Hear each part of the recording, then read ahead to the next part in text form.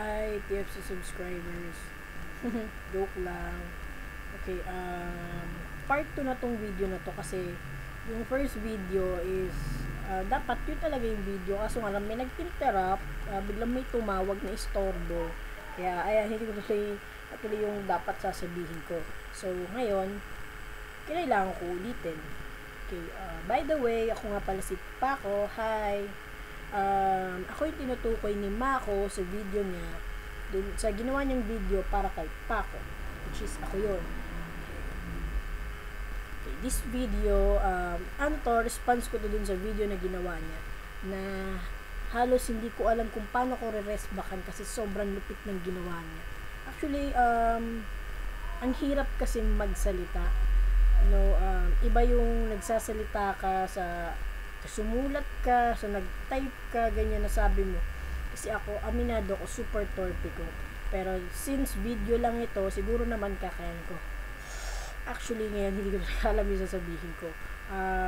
Wala akong nabuong speech or anything sa isip ko. Sasabihin ko na lang kung ano yung gusto ko sabihin. So, ito na lang, dahil mahaba na yung story namin, ang dami na nangyari sa amin na mga kabaliwan, kaswitan, ganyan.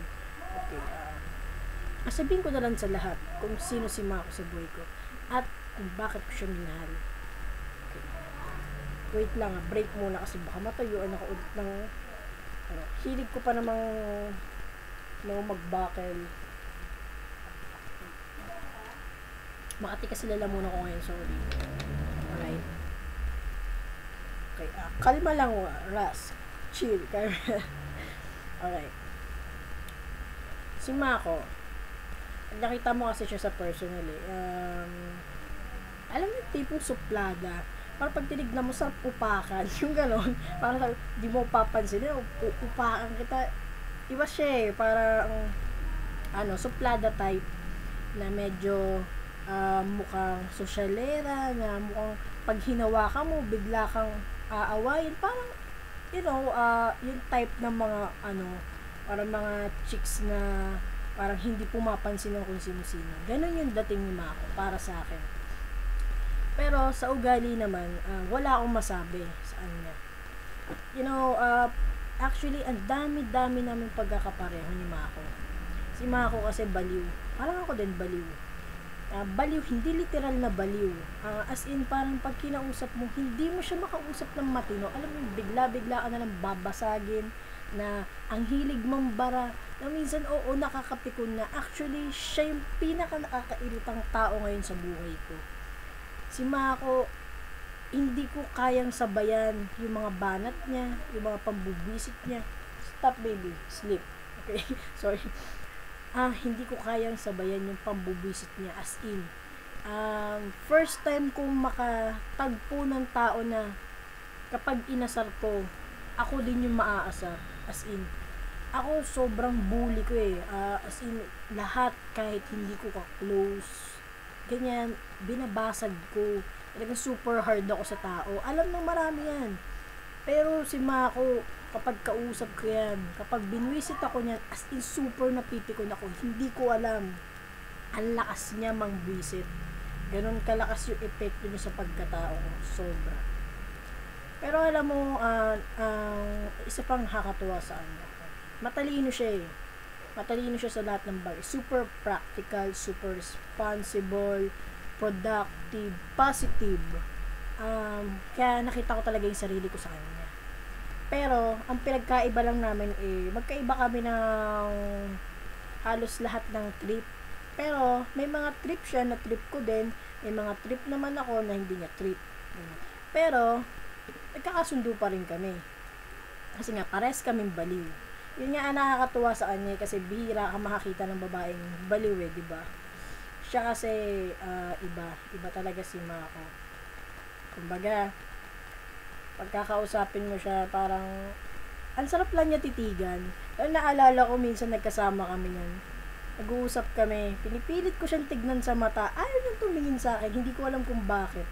Pero promise, ang sarap-sarap niyang pagmasdan. Ang talagang pinaka-favorite ko na view is yung first meet namin doon sa work niya. Tinatanong ko siya dami kong tanong sa kanya. Talagang parang, alam mo yun, parang gusto kong makipag-conversate sa kanya ng sobra para, para matitigan ko siya ng matagal. Tinitignan ko siya, sabi ko, wow, parang cute mo naman, parang ang cute mo magpaliwanag. Iba siya magsalita, ang lakas ng dating, super. Pero ang pinaka nagustuhan ko talaga sa kanya sa lahat is yung time na super naging matigas yung ulo ko. Parang ang dami kong na-realize nung nakausap ko siya. Parang ibang tao siya, ang lakas niya makamotivate. Grabe. Ang tigas ng ulo ko super bully ko kasi, hard-headed. Ayan, parang lahat ng gusto ko kaya nasusunod. Pero siya lang yung taong nakapagpa-realize sa akin na mali yung ganong attitude. Super, ang dami niya nabago sa akin. Hindi niya ako binago, kumbaga, tinulungan niya ako na mag-improve. Yun. Kaya nga ngayon, kung iisipin niyo, super nadagdagan yung dreams ko sa buhay.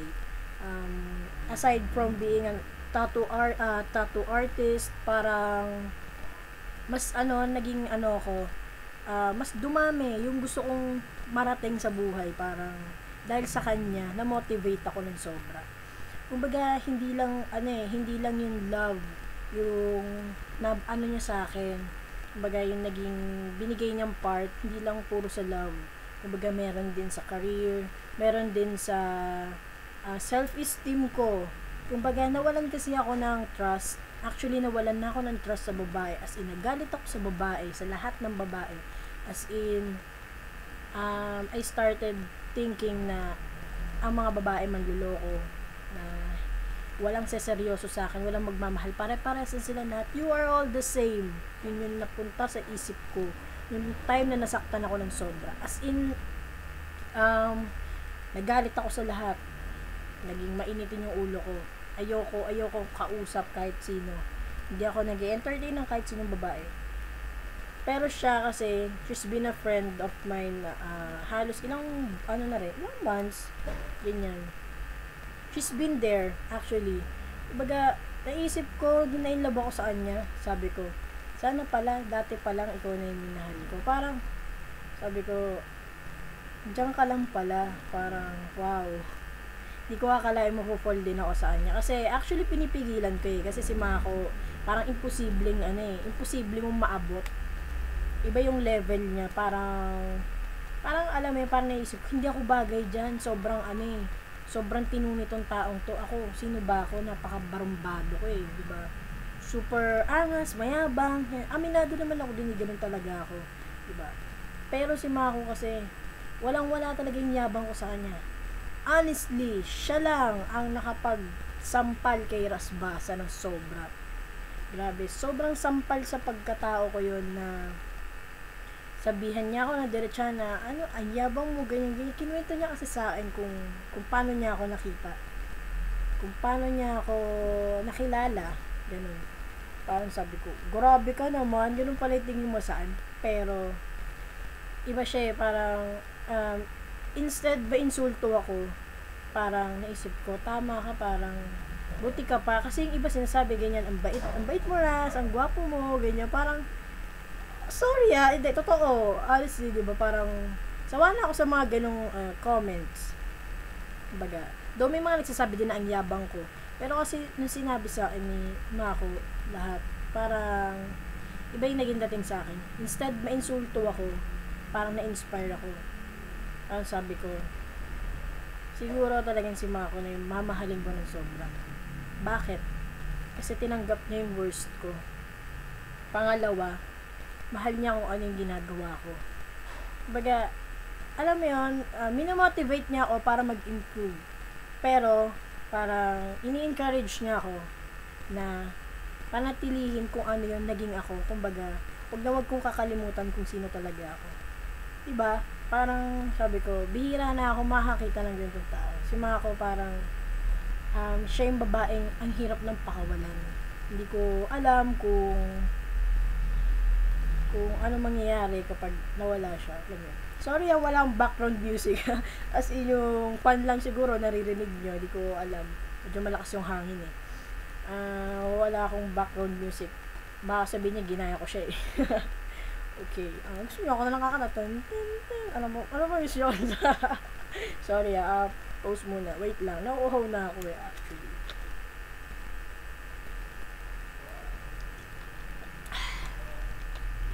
Ano na kaya ginagawa niyo Pinatay ko kasi yung phone. O baka nag-iisip, bakla siya. Alright. Ayan, back tayo sa kwento.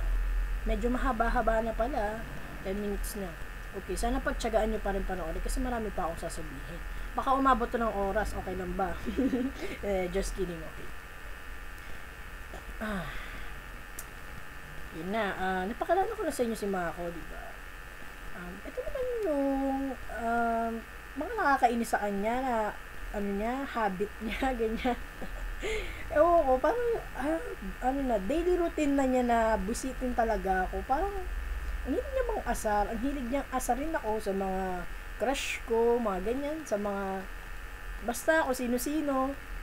Ang hilig niya mambuisit. Pero alam ko na mabwisit din siya yun pa nakakatawa sa kanya. Pag nagsiselo siya, bigla-bigla siya nagde-deactivate ng FB. Ewan ko sa kanya, ang hirap niya hagilapin. Yung pa, kasi super praning ako. Kasi ako, once binahal ko ng sobrang tao, talaga napapraning ako. So, napraning ako ng sobra nung nag-deactivate siya, as in, hindi ko siya makontak. Oh my God, fuck, parang sabi ko, hindi ko na kaya, parang gusto ko siya sugudin. Sa kung nasan man siya, parang gusto ko siya puntahan. Right? Ayun. Excuse me. Parang iisip ko, sabi ko, iba yung epekto sa anima ko, grabe. Para hindi ko na yata kakayanin pag nawala siya. Actually, totoo. As in, kailan lang kami nag-confess sa isa't isa, na gusto namin isa't isa, ganyan.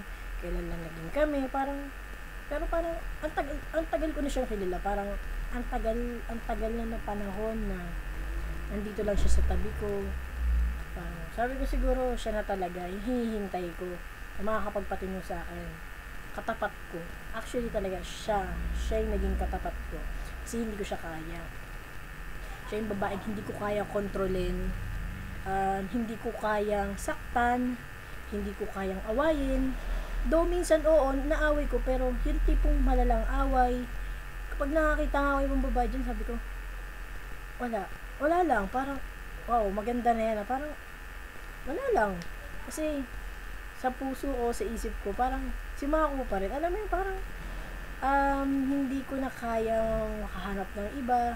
Yun parang, sabi ko, mga babae dyan, parang, lahat na sila mawala na, wala akong pakialam. Parang, biglang si Mako, parang, iba siya parang, ang laki ng mayambag niya sa buhay ko. Parang, super, walang-wala si Rasbasa kapag walang Casey. You know, parang, ang laki ng epekto niya talaga sa akin. Super. Sa galit ko, sa inis ko, sa irita ko, sa siyahan ko, sa ngiti ko, lahat siya yung dahilan. Though yung inis na yan, nakakapangit yan, yung galit na yun, nakakapangit yan, pero gusto ko. Nararamdaman ko yan because I care about her. I care about her because I love her so much. Ganyan ako ka-apekto pag nag-aaway kami. Ganyan ako ka-apektado. Parang, konting away lang namin, konting tampuhan, parang, alam mo yun, makakapraning. Pero hindi ako natatakot. Walang-wala yung fear. Hindi ko nararamdaman yung fear because alam ko kaya ko patunayan. Kaya ko patunayan sa lahat, lalong-lalo na sa kanya. Na mahal ko siya at hindi ko siya ipagpapalit kahit kanino pa. Kahit kanino pa. Alright? Kaya kong patunayan sa kanya. Lahat. I mean, in every way, like, kaya kong ipakita sa kanya, seryoso ako. Kaya kong gawin sa harapan niya lahat ng dare niya sa akin. Actually, yung dare niya sa akin, yung sa free fall. Honestly, puro kayabangan lang ako nun. Sinabi ko sa kanya, kaya ko yan. Plano nga namin ng friends ko. Tatalon ako dyan Pero nandun na, hinamon niya ako. Ayoko kasi natatakot ako. Kasi takot talaga ako sa heights. Honestly, totoo. Hindi ko sinasabi sa kanya. Lalo nung sumakay kami ng Ferris wheel, medyo takot ako nun. Okay lang, pero nawala yung fear. You know, sa free fall, paakyat ako, nanginginig na ako. Sabi ko, I'm doing this because of 2 reasons. Gusto ko makonquer yung fear ko sa heights. And para na rin kay Mako. Yun yung 2 reason. Tinare niya ako eh. Sabi nga nila, di ba, face your fears. Okay. Ginawa ko. Sabi ko, okay, sure. Pagkakit ko, pak. Sabi ko, shucks, hindi ako makatingin sa baba. And then, I tried. Sabi ko, kuya, push me. Okay, 2 jumps to eh. First jump lang ako. I'm not going to take the second jump. Okay. Then, sorry, okay, push kita. Sabi ko, kuya, pagbilang ko ng 3, okay, push mo na ako. And then, bumilang ako, okay, nakakabit na sa akin yung, safety gear. Ayan na. Sabi ko, kuya, game. Nakahawak ko sa safety gear. Sabi ko, kuya, 1, 2, 3. Di pa ako tapos sa 3, tinulak ako. And then, yung feeling ng pagbabagsak, sabi ko, para di ko madama yung paa ko. Oh my God. And then, ayun na, paglapag ko sa baba, sabi, wow, parang achievement. Alam mo yan, parang, ang sarap ng feeling pala, hindi naman pala ganun, sobrang nakakatakot. And then, sabi ko, okay, tatry ko yung second jump, kasi ayoko ma-miss, gusto kong itry na nakadilat, gusto ko itry na ako yung tatalo na wala nang kailangan tumulak. Akit ako parang, I'm so excited. Alright, ayun na. Ang yabang ko, patras pa ako ulit tumalon. Ayun na, after nun, sabi ko, wow, parang, meron akong nagawa, may na-achieve ako nung gabi nila. Sabi ko, na-conquer ko yung fear ko. And napatunayan ko din sa kanya na hindi ako bakla. Kasi, challenge niya ako eh. Sabi niya, wala, bakla ka. Ko, ganun, bakla pala. Okay, umakyat ako. Ba? Ayun. Yun lang, si Mako as is super nakaka-challenge maging girlfriend, maging namahal, parang alam mo yun, instead na parang sabihin mo ang demanding naman itong babaeng to, hindi eh, she's doing that because she wants you to improve. Alam ko, yun yung gusto niya, yun yung gusto niyang mangyari sa akin. Hindi niya ako pinupush na, kumbaga parang kailangan ko maging maging ganto, ganyan. Para sa akin, ang gusto lang niya mangyari is mag-improve ako. Yung nakikita ko kasi, ayun nga, medyo barumbado ako, pero nakikita ko naman sa kanya, she's trying to keep the old me. Parang minahal niya ako na ganito ako eh, mayabang, ganyan. Masyadong cool, angas, ganyan. Pero, nagpapasalamat ako sa kanya kasi tinanggap niya kung ano talaga ako. And then, tumutulong siya para ma-improve kung ano yung mga dapat i-improve sa akin, lalo na yung attitude ko na pagiging selfish ko. Sobrang self-centered, sobrang minsan kasi nagiging mainitin talaga yung ulo ko. Mas mainitin yung ulo ko sa kanya actually. Iba yung ugali ko. Ayun, parang natututunan kong makontrol ngayon dahil sa kanya. Alam mo yun, parang siya lang yung tao nakakapagpakalma sa akin ngayon. Iba yung epekto niya sa akin na parang pag nagagalit ako sa tao kasi nasanay ako na lahat dinadamay ko. Wala akong tinitira kahit sino. Kahit mama ko, kapatid ko, kahit sino inaaway ko. Pero siya, nakokontrol ko, parang siya lang yung magalit sa akin, parang okay, I'm sorry, parang sa isip-isip ko kahit hindi ko kaya mag-sorry agad-agad sa kanya, parang sa isip-isip ko, okay, wait, mag-sorry ako maya-maya, pero sa ngayon kasi nahihiya pa ako. Baga, nahihiya ako na sabihin sa'yo na na-realize ko na agad yung mali ko dahil sa sinabi mo. Ganun yung epekto sa akin naman ako, sobrang iba. Parang sa isip ko, nakahanap na talaga ako ng katapat ko eh. Hindi ko na kaya maghanap ng iba, parang siya yung kailangan ko sa buhay ko. Parang siya lang yung kailangan ko, siya lang yung Mako kailangan ko. Wait lang. 20 minutes na pala. Kasi, ayun, ang dami ko na pala nasabi, no? Wait lang, inom lang ako eh. Medyo nauuna ako eh. Wait, may bili pala ako snack. Ano ba yan? Ano yung bikat ko? Kain tayo. Ay, favorite din to ni Mako. Break lang muna saglit. Pero hindi ko na siya i-stop. Okay na yan. Kailangan continuous tayo. Pagtsagaan nyo manood, kung ayaw nyo, wala akong magagawa. Marami kayong mamimiss pag hindi nyo to tinapos. Bahala kayo. Wala akong pakialam kung umabot to ng oras. Diba? Sa panoorin. Ganun lang yun. Yeah.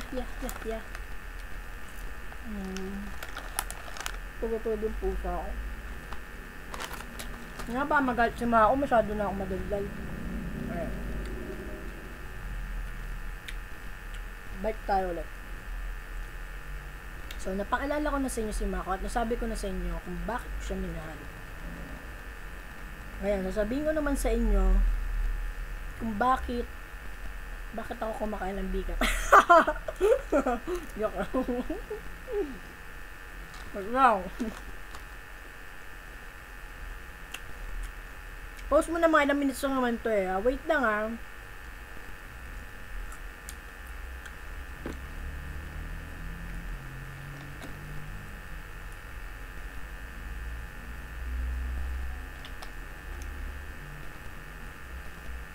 Alright. Now, ito na yung pinaka-response ko sa video ni Mako. Okay. Let's start. Napanood yung video ni Mako. Sobrang alam mo yun, andun yung mga part na nakakatawa, mga kalokohan. Pero may part din na talagang sobrang nakaka-touch. Talaga as in na-touch yung heart ko. Kasi as in first time in my life may gumawa ng ganong video for me. Though maraming babae nag-effort, sweet efforts, marami na. Actually, may love letter, surprises, but yung video na yan different. Parang nakita ko yung sincerity niya. Okay, so ngayon ito yung rest back ko. Ito yung sagot ko sa mga sinabi niya. Okay. Now I'm talking to you, Mako. Okay. And I know you're watching this video right now. Okay. Sana hindi ka pa bored kasi umabot na ng 22 minutes actually. Sana makinig ka kasi ito na yung hinihintay mong marinig. Okay. Una sa lahat, nagpapasalamat ako sa iyo kasi pinagkatiwalaan mo ako. Nagpapasalamat ako sa iyo kasi pumayag ka na maging tayo. Sinagot mo ako kahit planado yon. Oo, di ba planado naman talaga. Kumbaga, yung mga time na naghihintay ako, alam mo, hindi ko alam kung tinitiis mo ba ako. Hindi ka nagte-text. Bihira kang mag-text. As in, naramdaman ko yung pagka-cold mo. Pero naintindihan ko, busy ka, busy din ako. Pero gusto kong malaman mo, sobrang na-miss kita ng mga araw ninyo. Bago maging tayo, bago mo ako sinagot. Parang, sa isip-isip ko, ayaw na ba niya? Umiiwas ba siya? O baka part lang to ng plano niya na sa 28 na lang kami mag-usap. Yung ganoon, parang, naging nilawakan ko yung isip ko. Kasi ayokong mawala ka. Ayokong isipin mo, excuse me, ayokong isipin mong sumusuko ako agad. So, I waited. Ilang araw lang naman eh. Kumbaga naging praning lang ako kasi ganun kita kamahal. Parang sa mga oras na hindi kita nakakausap, sobra ako napapanis. Sobra kita namimiss. Super. As in, parang gusto na kitang kulitin, gusto kita puntahan kung nasan ka man. Pero, titiis ako kasi alam ko busy ka lang. Tsaka may tiwala ako sa'yo. Kaya yun, papaka-busy na lang din ako, di kita kinukulit. Pero ngayon, super saya ko kasi kahit paano, kahit madalas tayong busy pareho, nagkakaroon pa rin tayo ng time sa isa't isa. Doon ako nagpapasalamat sa iyo kasi hindi mo ako nakakalimutan. Nagpapasalamat din ako sa iyo sa patience mo sa akin, sa mga advices mo, sa pagiging ate actually, sa pagiging kapatid, sa pagiging kaibigan, sa pagiging partner, sa lahat ng bagay. Nagpapasalamat ako sa iyo. You know, hindi mo alam kung paano mo ako natutulungan sa lahat ng bagay. Kahit hindi mo ako kasama, kahit hindi tayo magkasama, kahit malayo ka, sobrang laki na natutulong mo sa akin. As in, kahit kausapin mo lang ako, mag I love you, I miss you, parang iba na yung nagiging sa akin, epekto. I can do well, I can do more, parang sobrang productive ko. Sobrang saya ko. Minsan nga, nahuhuli na ako ni mama, ng kapatid ko, di ba kinukwento ko sa'yo, nakangiti ako habang ka-text kita. Ganon kalaki yung natutulong mo sa akin. Sabi nga nila iba yung aura ko ngayon, di ba? Because I'm in love with you. Yun. Like, sometimes, katamaran ko dito sa bahay, pero alam mo yun, parang na-inspire mo ako parang, yun nga, sabi mo, sabi din nila, di talaga ako naligo. Aminado ako, bihira ako maligo. Pero nung sinabi mo, yun nga, maligo ako, ganyan. Araw-araw na ako dito naliligo. Actually, every other day lang ako dati naliligo.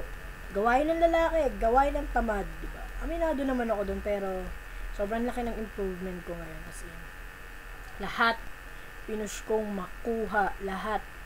Actually, lahat. Para lahat sinisikap ko na, alam mo yun, pag-aralan, hindi para matuwa ka. Ginagawa ko yun para sa sarili ko kasi yun yung gusto mo. Kaya nagpapasalamat ako sa iyo. Alam mo yun. Super thank you.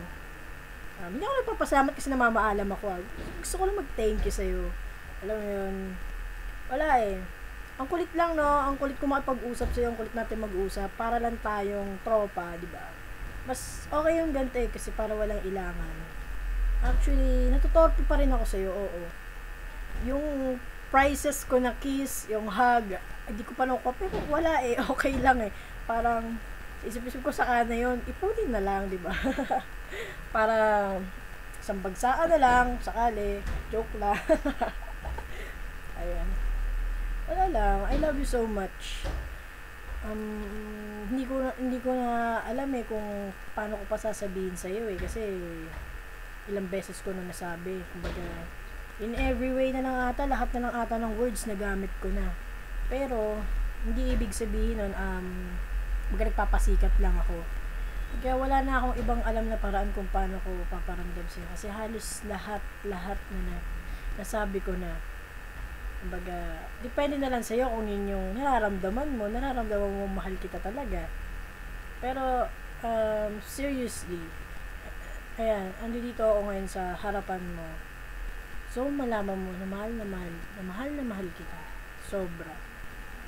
As in, kapag pumapasok ka sa isip ko, yung mukha mo, nawawala yung stress, yung pagod, yung problema.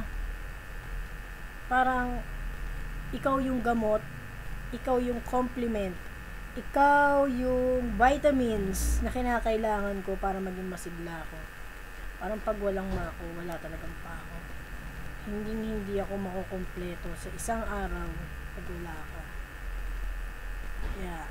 Wala akong ibang hiling sa'yo kundi manatili ka lang sa buhay ko.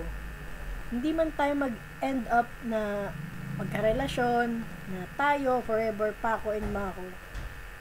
Sana manatili ka sa buhay ko bilang kaibigan, kapatid, kahit ano pa yung maging role ko sa buhay mo, kahit ano pa yung maging role mo sa buhay ko. Sana hindi tayo magkahiwalay, kahit anong mangyari. Yun yung gusto ko mangyari. I know time will come na magkakaroon tayo ng problema, but hindi ako natatakot. Haharapin ko yun sa'yo ng buong tapang. Sinasabi ko to sa'yo, usapang lalaki, men. Promise. Swear. Hindi ako mawawala sa tabi mo. Ano man yung maging role ko sa buhay mo, dito lang ako. Okay? Sana ganun ka rin sa akin. Sana walang iwanan. Kasi, ang hirap nang harapin ang bukas pag wala ka. Parang, dati, kasama ko siya, ganyan, kausap ko siya. Parang ang hirap. Ang hirap i-imagine ng bukas pag wala ka, alam mo yun. Parang, paano ko itutuloy yung mga pangarap ko na binuo ko kung nandyan ka pa, kung wala ka, di ba? Kaya sana, hiling ko sa'yo, huwag kang mawala. Just stay. Yun lang. Ano man mangyari sa huli, ba? Saan man tayo mag-end up, promise hindi ako mawawala. I'll be a good friend, brother, ganun. Pwede mo rin ako balik-balikan kung gusto mo, di ba? Ayun, joke lang. Basta, thank you, and I'm sorry kung minsan pinapasakit ko yung ulo mo, kung minsan nagiging praning ka dahil sa akin, kung minsan hindi mo ako maintindihan, kung minsan hindi rin kita maintindihan. Part yan talaga. Alam mo kung ano talaga, need natin. Kailangan lang natin maging strong at tanggalin yung fear. Yun yung gusto ko. Tanggalin mo yung takot. Kasi ako, hindi ako natatakot kung ano yung mga mangyayari. Kasi alam na alam ko sa sarili ko, kaya kita ipaglaban. Kayang-kaya ko ipaglaban kung anong meron tayo. You know, mahirap pagsalita oo, mahirap pagsalita ng tapos. Pero, di ba, alam ko kasi sa sarili kong wala akong ginagawang kalokohan. Alam ko sa sarili ko na totoo ako. Ganun lang naman yun, di ba? Kung totoo ka sa isang tao, bakit ka matatakot? Kaya hindi ako natatakot na harapin lahat. Kasi alam ko, kaya ko i-sacrifice lahat para sa'yo. I'm not going to sacrifice my life. The hell, hindi naman, ganun.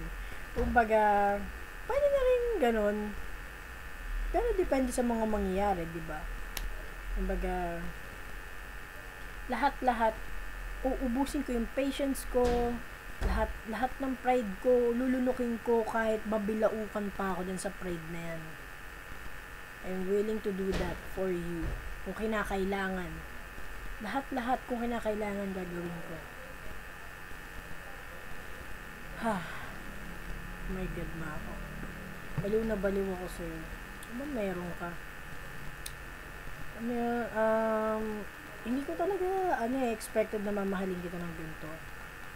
Wala sa isip ko. Iba kay, tingin ko kasing hirap mong mahalin, pero hindi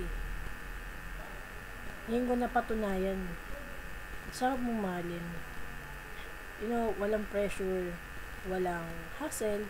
Sinabi ko sa'yo, hindi ako nahihirapan na kailangan ganito, ganyan, kailangan ganito, hindi ako malate, kailangan, oh my God, parang, walang taranta. Wala, sa'yo, parang, nabubuhay ako ng free. Nakakalipad ako ng maayos. I can still be myself sa piling mo. I can still do whatever I want to do. Parang, I can be, the old Ras Basa. Pagkasama kita, I can be anything I want. Lahat kasi sinusuportahan mo ako. You never push me na, maging ganito ka nga, maging ganyan. Hindi Alam mo, sa totoo lang, idol kita Mas dapat kang idolohin kaysa sa akin. Yun lang, gusto ko malaman mo na, ikaw yung idol ko ngayon. Kasi, ini-inspire mo ako na maging better. Actually, I'm much better now because of you. Ang dami mo natulong sa buhay ko. Natutuwa nga ako kasi sa iba yung bait ko ngayon, alam mo yun. Doon hindi ko maalis sa pagiging suplado ko, pero dahil sa'yo, parang lahat-lahat na lang nakakairitang bagay sa mundo minamahal ko na. Ikaw yung pinaka-nakakairitang taong nakilala ko, and yet ikaw din yung pinaka-nakakatuwa, pinaka-nakaka-amaze, pinaka-nakaka-inlove. Super. Ano yun? Lahat nasa yun lahat na nakakabwisit, lahat na nakakainis, sa'yo. Pero bakit minahal kita? Kasi tinatalo mo ako. Di mo ko pinantayan, tinalo mo yung yabang ko, tinalo mo lahat ng pangit sa akin. That's what I like about. Yun yung totoo. Bakit ko mamahalin yung babaeng tinanggap yung worst ko pero hinahayaan lang ako? Diba? You know, ang hirap, medyo masyado nang malalim to parang sa ganitong situation kasi ang pinag-uusapan na is yung sarili, personality. Though ayun, parang nagkaroon kasi ako ng attitude problem before. Actually hanggang ngayon nagkakaroon, pero thank you kasi you helped me improve. Iba talaga yung naging ambag mo sa improvement ko. Yun yung pinaka pinasasalamatan ko sa iyo. And yun lang. At nga pala, naalala ko, sinabi mo sa akin doon sa video, tatandaan ko, sabi mo, maayos ako kasi boyfriend mo na ako. Okay, may sagot ako dyan, may respa ko. Ikaw, girlfriend na rin kita, kaya umayos ka rin. Okay?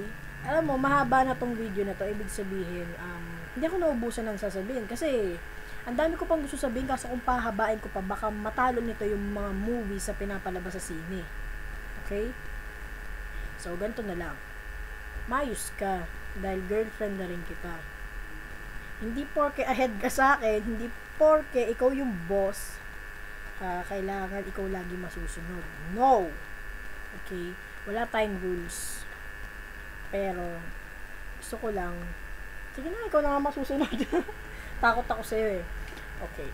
Ikaw na masusunod kasi alam ko naman, mabuti kang tao. Alam ko naman, lahat naman ng hangad mo para sa, makakabuti para sa akin. Kaya hindi kita kinokontra kasi talo ako Wala akong masabi lagi, di ba? Sige, ikaw na, di na, ikaw na. Ayun, ayun nga, ayos ka rin. Okay. Gusto ko lang, Mako, kung tiwala ka sa akin, yun yung gusto kong makuha sa'yo yung tiwala mo. Yun talagang full pack na tiwala. Alam mo yun? Parang, kasi sa ngayon nagsiselos ka. Given ang pagsiselos, di ba? Pero I want you to know na kahit saan ako magpunta, kahit sino pang kausap ko, ikaw lang yung nasa isip ko. Hindi ko nakakalimutan yung responsibility ko, yung limits ko na sinasabi mo. Always remember that. Ayoko maging praning ka, pero hindi mo mapipigilan. Pero uulit-ulitin ko kung kinakailangan sa'yo. Na mahal kita at walang sino man yung makakapagpabago ng nararamdaman ko sa'yo. Okay? Ayun. Gusto ko lang sabihin sa'yo na marami ka pwede pagsilosan, but hindi mo kailangan seryosohin. Though, ang dami kong friends na babae, ang dami kong nakakausap, like yung mga clients, yan. Kasi kasama sa business, di ba? Okay. Pero, gusto kong magtiwala ka sa akin. Trabaho lang, and I'm doing everything para sa future natin. Di ba? Ayun, kumbaga, part lang siya ng business, so, gusto ko maging kampante ka. Lahat-lahat na lang, kahit every day, every minute, ipapaalala ko sa'yo kung gaano kita kamahal. Para lang maging kampante ka. Kasi yun yung role ko sa buhay mo diba? Pasayahin ka. Basta yun lang. Sabi mo, ayaw mo ng rules. Okay. Pero ako, binibigyan ko ng rule yung sarili ko. One rule only. Rule ko bilang boyfriend. Kung ano yun, hindi ka saktan. Yun lang. Maybe, saktan sa paraan na bukuhin ka, ganyan. But, hindi kita sasaktan in every way. Physical, emotional. Maaaring paiyakin kita. Sabihin natin, iiyak ka. Iiyak ka pag pinasaya kita. iiyak ka. Pag binigyan kita ng Doraemon, pag binigyan kita ng marshmallows, diba? O iiyak agad. Darating yung time na paiiyakin kita. You don't know me. Okay? When I'm super in love, I do everything para lang mapasaya isang babae. And lahat-lahat hindi akong gawin yun para sa'yo. Okay? This was just the beginning. Okay? This was just a video. Video lang to actually. Kaya kong gumawa ng mga 10 video na mas mahaba pa dito. But, I want you to be patient. Okay? Isa-isa lang. Alright? At ayoko kasi nang pinupush ako na gawin ko. May sarili akong diskarte. Okay? Just let me. Okay? Watch and learn. You don't know me, you don't know Rasbasa kung gano'n ka-romantic. I'm a Casanova pero ngayon super na ako. Tawag dito, stick to one. Stick to Mako. Okay. Yun lang, masyado na mahaba 40 minutes. Oh my god, baka umabot ito ng 1 hour. Masyado na sila naboboard. Alright, sa video ko na to siguro, mas maraming nakakatawa no? Kasi, ayoko magpaiyak. Oh my god. Para hindi kayo mabored, di ba? Kasi hindi lang naman ikaw yung manonood nito nanonood din yung iba. Di ba? Ayun lang,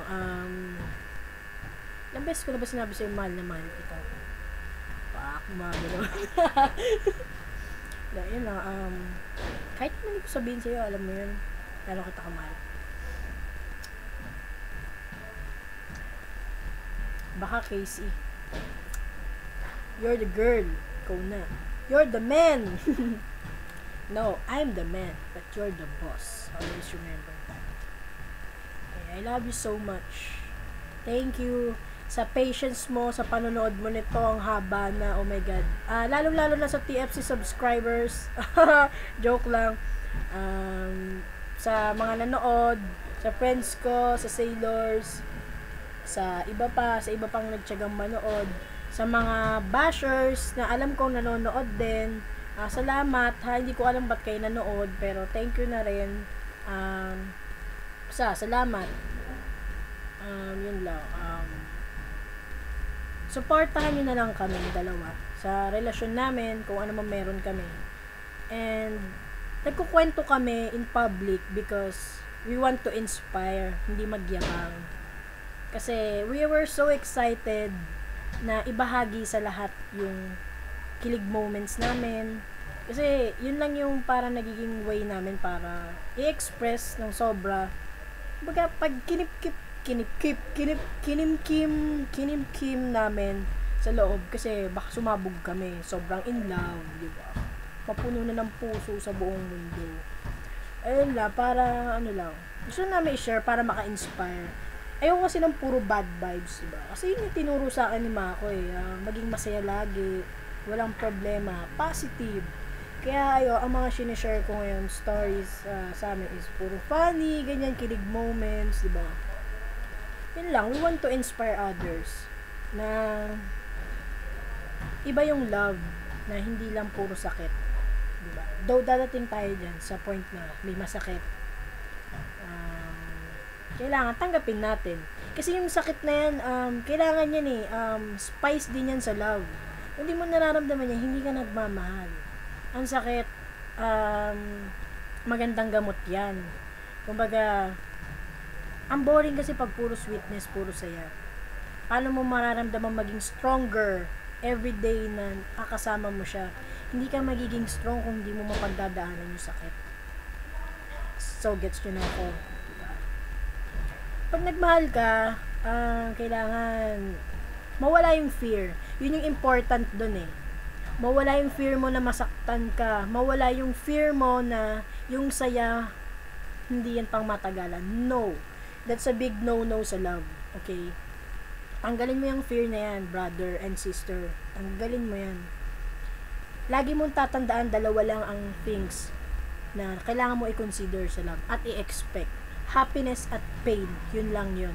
Okay? Mag-end up ka man ng happiness, Diba? Mag-end up ka sa happiness, okay, edi maganda. Mag-end up ka sa pain, maganda pa rin. You know why? Kasi may natutunan ka eh. Alright? Naging masaya ka naman. So, bakit ka magsisisi, di ba? Ang importante doon is yung matutunan mo. Ang importante doon yung improvement mo. Yun yung importante doon sa pain. At ang isa pang importante doon, naging strong ka. Diba? Marami ka na experience. Diba? Nalaman mo kung paano masaktan so that pag nagmahal ka ulit, alam mo na kung paano mo iingatan yung taong minamahal. Okay ba tayo doon? So, nagkakaintindihan ba tayo? Naintindihan niyo ba si Captain? Okay. Masyado na tayong mahaba. Ayoko na paabutin to ng 1 oras kasi baka marami na maboard. Pero sana, matuwa kayo kahit paano na-entertain ko kayo. Hindi ko alam kung ano magiging reaction niyo sa video na to. Lalo na si Mako. Ayun lang. Thank you sa panonood. Okay. Next time ulit, abangan nyo yung mga susunod ko pang gagawin. Ha? Okay. Kakahiligan ko na tong self-video na to. Okay. Kahit magmukha na akong baliw. Halos 1 oras ako nagsasalita dito. Okay. Thank you so much. Bye-bye. Thank you. I love you, Mako. Bye-bye.